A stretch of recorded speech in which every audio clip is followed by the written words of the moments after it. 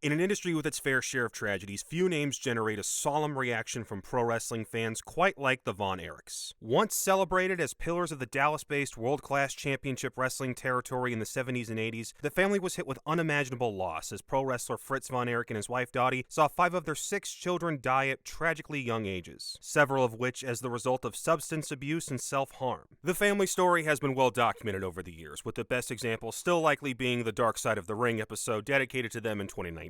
The biggest praise I can give The Iron Claw, the new A24 film that looks to bring the Von Erichs' story to the big screen, is that director Sean Durkin thrived with every scene that a documentary couldn't capture. The personal moments showing the relationships between the brothers, Fritz's unhealthy obsession with forcing his sons to reach heights that he never could, and the depiction of territory-era wrestling as a raucous social gathering are all brilliantly executed. It also manages to avoid a lot of the pitfalls telling a story like this presents. There's no attempt to demonize the pro wrestling industry as the root cause of the family's problems. It does an excellent job with the choreography and filming of the actual matches, and it handles each of the deaths in a surprisingly tactful way. Where the film stumbles is in its structure. It's nominally told from Zac Efron's point of view as Kevin Von Erich, but oftentimes plays more like an ensemble piece, leaving a good portion of the stacked cast fighting for screen time. You feel the film start to buckle under the weight of this massive story as it attempts to cover everyone's perspective, and even then it had to cut quite a bit to fit into its 132-minute runtime. The most noticeable change is the omission of Chris Von Erich, the youngest of the Von Erich kids, who was also a wrestler and died weeks before his 22nd birthday.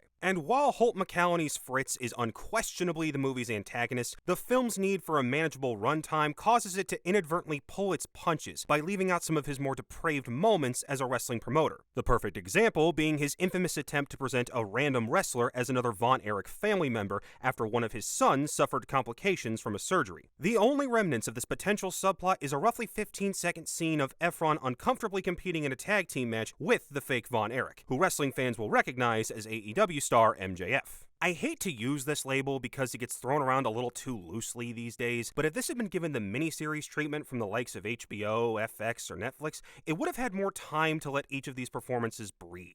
It also feels like the movie would have been better served if it had been presented from either Fritz or Kerry Von Erich's perspective exclusively. Jeremy Allen White has been portraying characters with chaotic family dynamics for over a decade and plays the Von Erich brother who found the most success within the industry. But he only gets a couple of scenes to really shine, and his WWE tenure is mostly done off-screen. With that being said, any version of the film still would have had to end with the focus being on Kevin, and Efron is thankfully more than game to tackle his unique personality. The Iron Claw does not fully stick the landing in telling the Von Erich story, but when it works, it absolutely works. Non-wrestling fans will thoroughly enjoy it, and whether you're a fan of the current product or grew up as a wrestling fan, get ready to see a new standard for films depicting action inside the squared circle. A strong recommendation, but just know it absolutely isn't this year's holiday feel-good movie, no matter what the trailer tries to tell you.